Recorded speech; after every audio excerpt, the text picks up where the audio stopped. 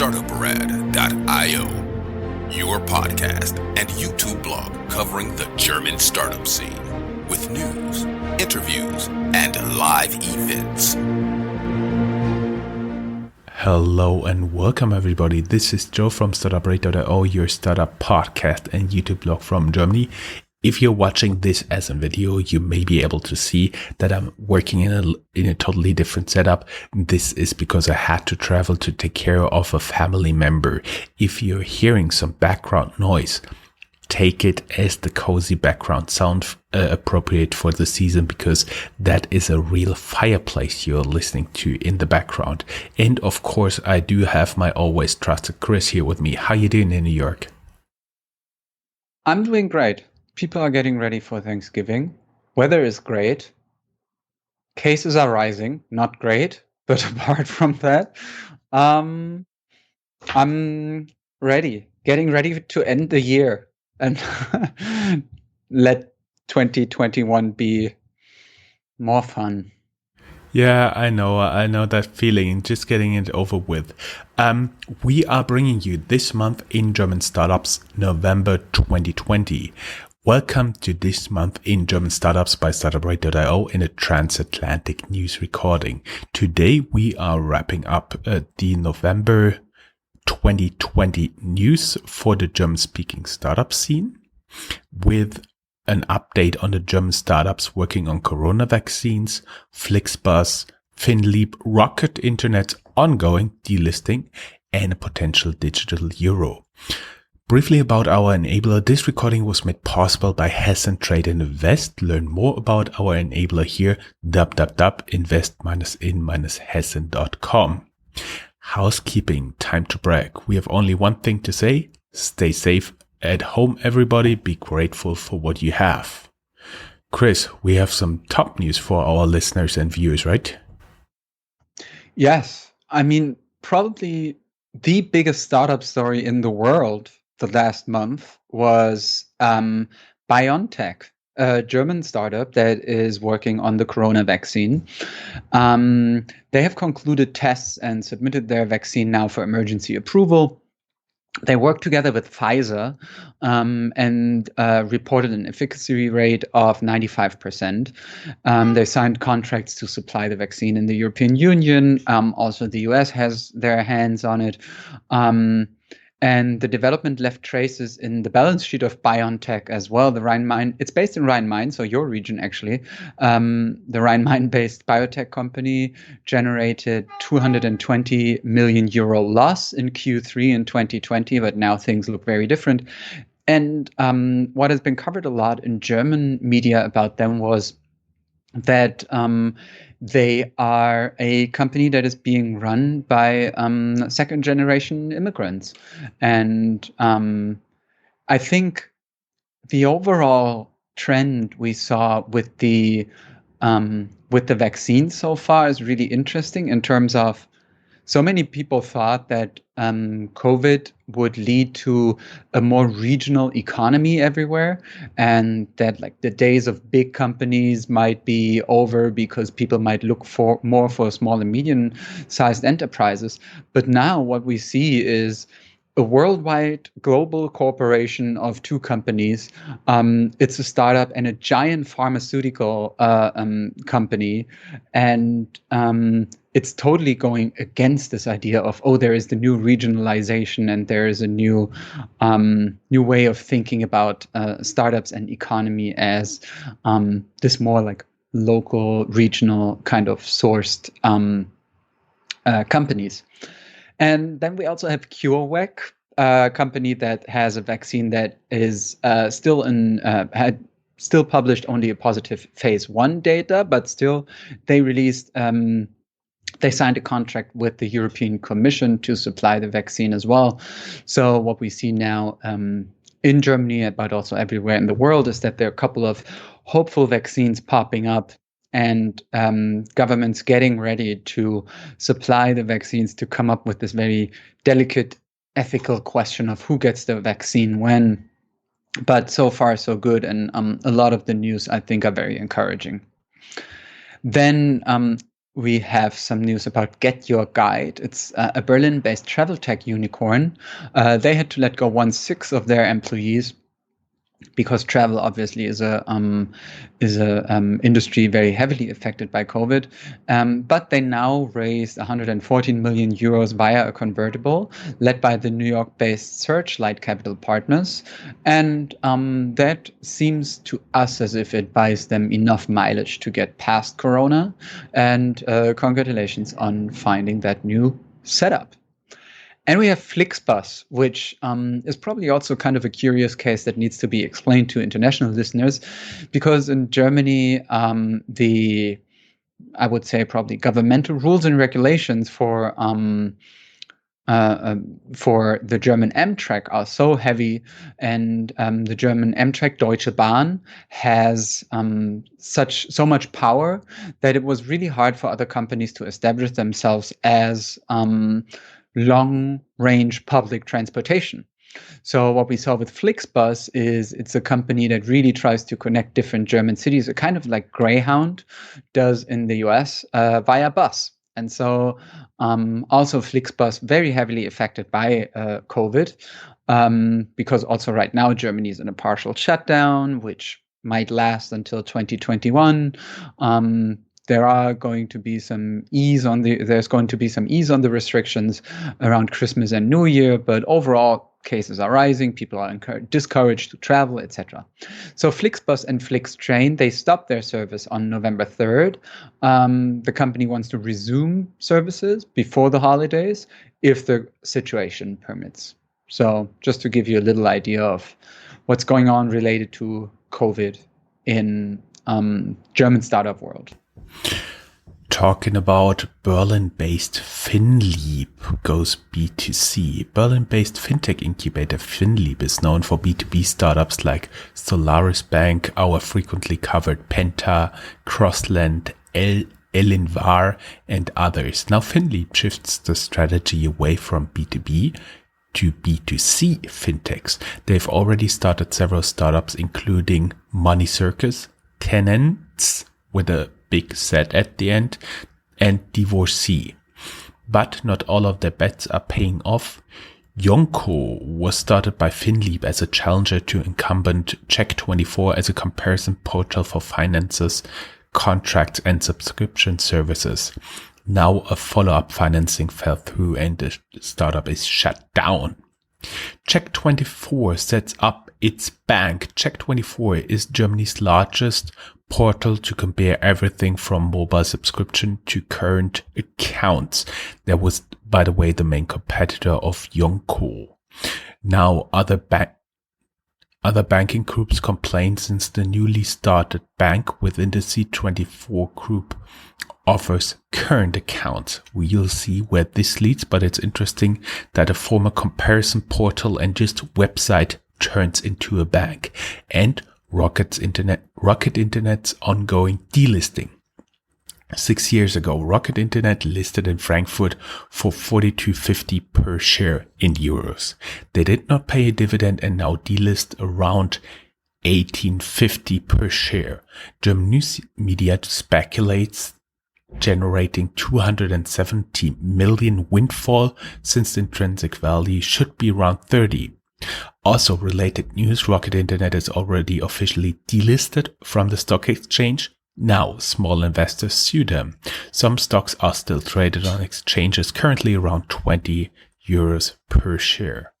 Digital euro. The ECB will decide about the introduction of the digital euro already in January 2021, claims a media report. And we do have a better battery live. German media reports a team of German and Dutch researchers has developed a new type of battery which should lead to a range for electric cars of up to 2,000 kilometers, which is 1,240 miles.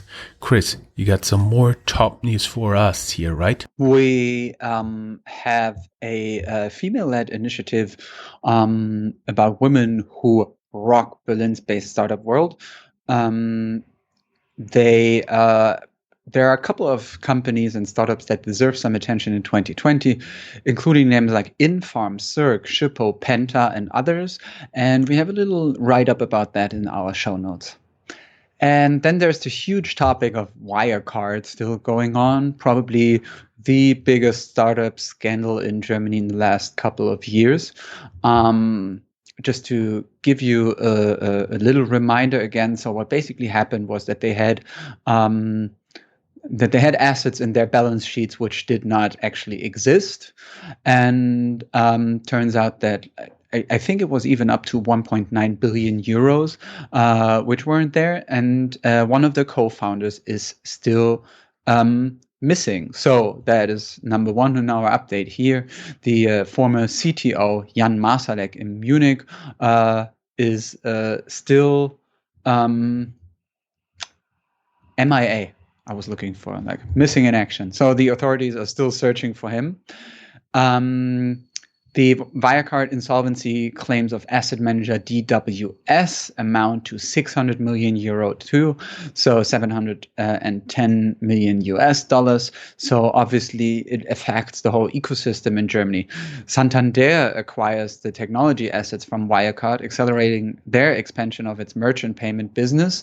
GetNet Financial Times reports a 100 million euro price tag for that.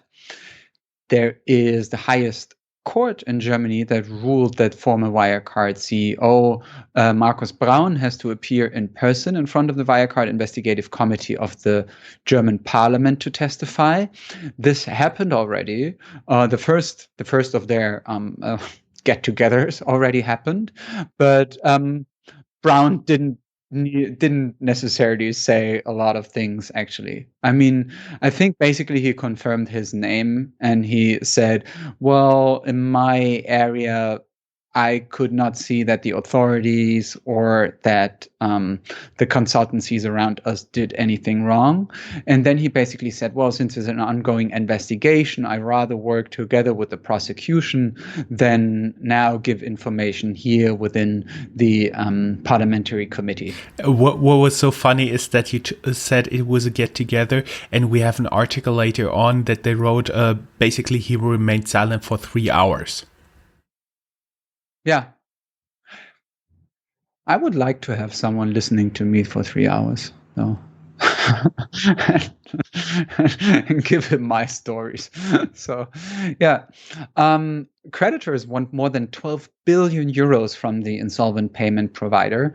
So far, the liquidator could only raise €500 million with the sale of assets. So it seems as if a lot of money will get lost there. And there's Apex Bank, whose employees traded Wirecard shares, even though this is forbidden by internal guidelines, since the Kreditanstalt für Wiederaufbau Group is engaged in Wirecard. Which brings us a bit more further, even deeper into the ecosystem. The German development bank KfW, Kreditanstalt für Wiederaufbau, just mentioned, administrates the German COVID relief program. They have currently 95,000 applications of companies, 650 of which are startups. They've gotten so far 1.4 billion euros in credit as of mid-November. So this number might have risen already. KfW also sees improvements in their venture capital business index for Germany, which is climbing out of its corona depths, but still in the red compared to former times. They see that the fundraising situation improves significantly and the willingness to invest also improves. So, like, cautious optimism there. And also about the German ecosystem in startup world, fintechs in Germany report fewer takeovers and insolvencies in the first 9 months of 2020, despite COVID, which was being revealed in a new study, which you can also find in our show notes. We may add that KfW is not a normal bank, but it's actually totally government owned. And administrates only government money, especially money even going back to the Marshall Fund after the Second World War. And if you build, for example, here in Germany, a house, there is usually, if you do something where the political will is behind it, like very energy is efficient, like solar cells on top or something, you can additionally apply for very low interest rate KfW credit, as well as they fund students with those credits. And admittedly, I've also taken one of those credits. Taking us to the hubs section.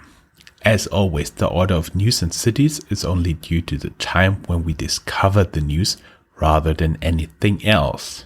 Frankfurt, strong growing platform, e-commerce platform, Schuhe24, as you can guess, Shoes24, buys bike platform Bike Angebot. Schuhe24, you can learn more about them in our interview, which I did with the founder. Basically, it's a platform that enables small retail shoe shops to sell their products across multiple platforms, including but not limited to Amazon. Then we do have one of our guests, Philipp Sandner, professor at Frankfurt School. He wrote on Forbes, do crypto assets and tokenized real estate assets protect against inflation? And you can learn more about that on Forbes as well as in our interview. And CrowdDesk is Frankfurt Forward Startup of the Month 2020. Congratulations. Of course, we did an interview with them and you find it in the links.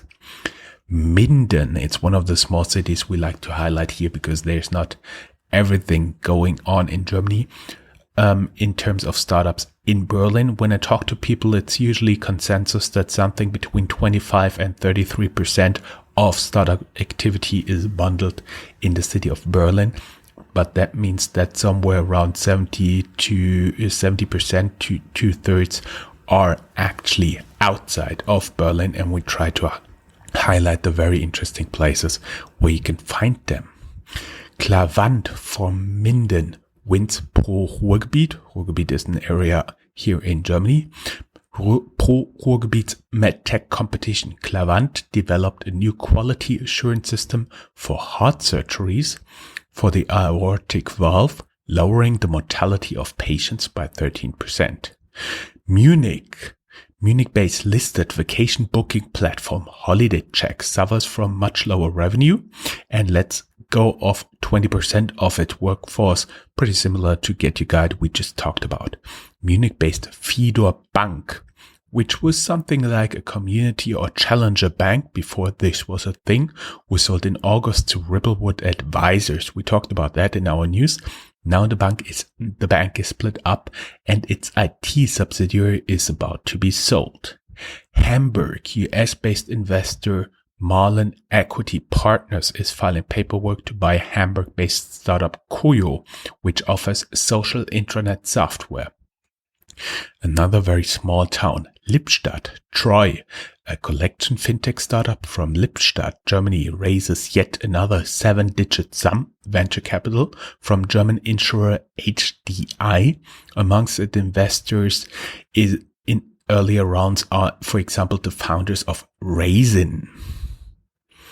HDI, by the way, is an insurer, and actually it was built for insurance in industry. The real name is Haftungsdach Deutsche Industrie. Very technical term, so just stick with HDI. We are looking a little bit in Austria. Coca-Cola Austria invests in Austria-based startup Gatsby. The company allows ordering takeouts directly from restaurants. And Austria-based job platform for people with disabilities, MyAbility, takes over German competitor CapJob. We are going to Switzerland. UBS to invest $200 million in startup companies. Part of the money is already allocated to Artemis VC fund. The article states UBS is to invest $200 million in fintech startups through a new venture fund that will underpin internal modernization efforts and strengthen strategic partnerships. Let's see how this goes. Chris, you surely got some company news for us, right? Yes, and at first, it is actually some company celebrity news because It's about one of the most famous German soccer players of the World Championship team of 2014, Mesut Özil. He joins the US venture capital firm Class 5 Global as a strategic advisor. So we will see if this is probably a career after his football days, and see what he does there. In fintech news, we see that Finjata, a German factoring startup, still only doing business in Poland, gets a last chance funding round, 3.5 million euros from private investors, 3.5 million euros from the governmental Corona aid package, and is thinking about re-entering the German market. Related to that, founder Sebastian Diemer, who was formerly the co-founder of Germany's once most valuable fintech, which also had to file for insolvency, is now gone from the share owner list of Finjata, which he co-founded. The Berlin-based Solaris Bank deepens its cooperation with the crypto startup Bitwala. You can learn more about Bitwala in an additional link we have, our interview, yes. And we already talked about then Raisin, the fintech, which had to publish 2017 numbers due to German regulations. So the numbers are old, but with 11.9 million euros revenue have been better than N26 at the time with 11 million euros. And as a regular listener, you might remember how about N20. And it was the same kind of regulation that forced McMakler, a Berlin-based real estate platform, to publish its 2018 numbers. They showed that they had lost 19.5 million euros at a 14 million euros revenue in 18. In 19, they lost nearly the same amount of money, 19 million euros, but with more than double the revenue, 31.5 million. 2020 is forecast to be similar, they said, but they also were affected by COVID. They had, like many other larger startups, employees in German Kurzarbeit, which is a system in which companies agree to not fire people and get governmental money for that makes up for their lost revenue. So they secured, in addition to the Kurzarbeit money, a 10 million euro credit. So we don't really know what happens to the Kurzarbeit money right now in the second wave, but in general, this is how things went in spring and summer for them. Last thing for me, food. And food boxes, one of my favorite topics. So what we see also in Germany, but I also saw it here in the US, is that really a lot of those startups are really upscaling their efforts. So in case you are missing your favorite Michelin star cook, it's not a problem anymore because there is now Star Chef Box, which allows you to order home meals from Michelin star chefs in Germany. And we have HelloFresh, which bought the Chicago-based Factor 75, also a meal delivery service there for $277 million, which shows you that HelloFresh has so much money. I do believe the thing about this Factor 75 was that they actually prepare the food and then bring it to your home warm. I think that was the thing when I understood it right. Any other news? Meister wanted to produce substitutes for charcoal from the remains of mice fodder. Unfortunately, Corona pushed them into insolvency. Looking for money? Good thing Housekeeping Ventures, an investor in HelloFresh delivery hero of Flixbus, raised a new fund worth 535 million euros. OEM Schaeffler sells Biohybrid, a producer of heavy-duty e-bikes, to company builder Meisterwerk. The transaction is rumored to be worth 8 digits. Amazon starts at Airport Leipzig-Halle, first air cargo hub in Europe. Via our mailbox, we got to know that Tim Chamler, the former CEO of Jones Lang LaSalle Germany, joins PropTech One Ventures as venture partner and investor, and the US-German startup AI Augustus Intelligence became known to the German public in the Amthor affair, where Mr. Amthor, a member of the German parliament, Bundestag, lobbied for the company using actually the official paper of the parliament, which was of course not fine. Now the German media has learned that they had to cut headcount by 50%. That was no good news. But talk a little bit about good news and Thanksgiving. Chris, my friend, what are you actually grateful for? Quite a change of pace, but okay.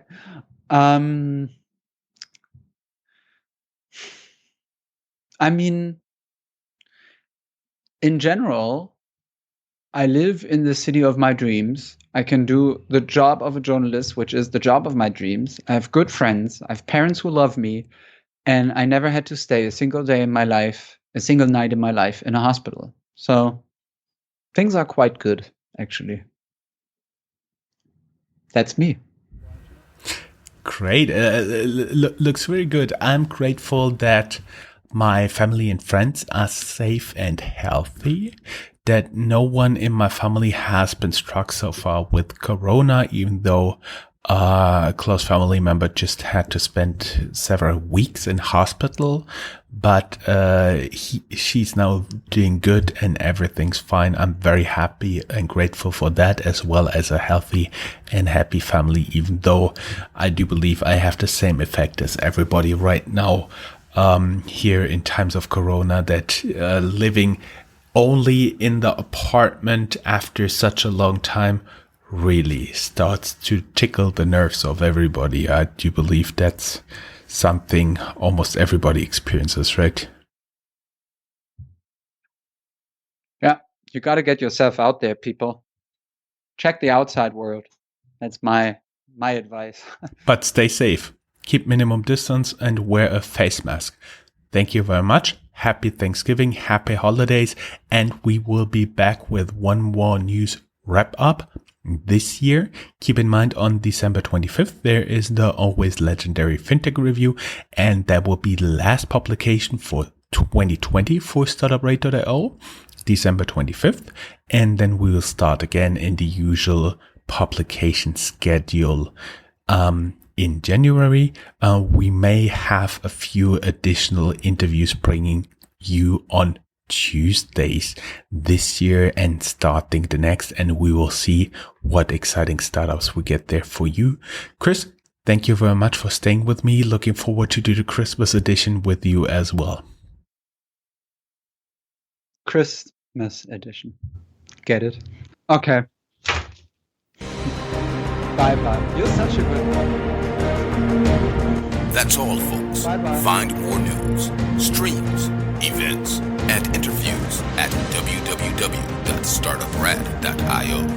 Remember, sharing is caring.